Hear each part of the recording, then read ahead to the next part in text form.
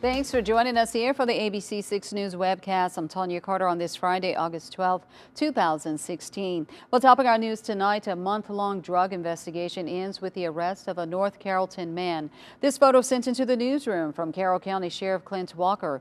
It shows deputies and state drug agents escorting John Roscoe from his home earlier this week. Now, they have been conducting a drug investigation a month long into John Roscoe's home, which they say is not far from J.C. George High School. Well, that investigation ended this week with the arrest of Roscoe for sale of marijuana, possession of marijuana, and possession of a firearm by a convicted felon.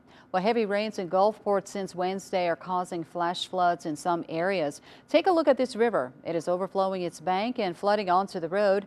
Light rain continues to fall in Gulfport this afternoon, but more thunderstorms are expected through at least Wednesday.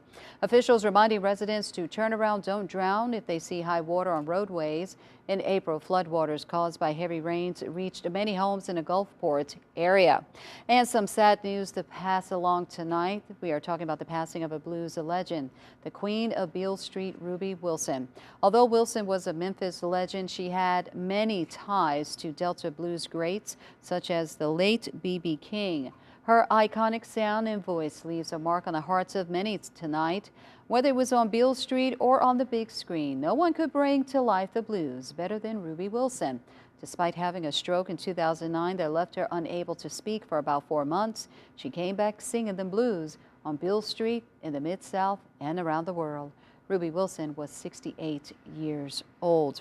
Well, a New Orleans jury finds a Trice widow woman guilty in the death of her second husband. It is also a case that's linked to her third husband's death right here in Mississippi.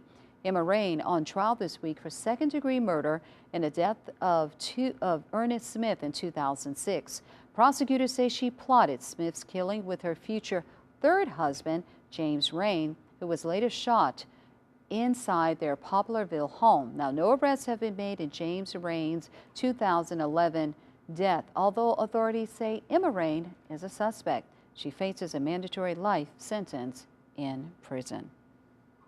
The West Bolivar School District may file a lawsuit against the state to reclaim the Great River Road State Park's land.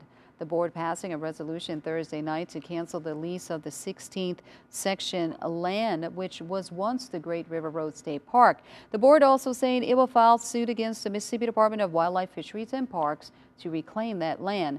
Attorney Daniel Griffith, the land attorney representing the West Bolivar School District, says the lease with wildlife officials was terminated when the land was no longer used as a state park in 2011. Griffith says the school board wants the land back to be under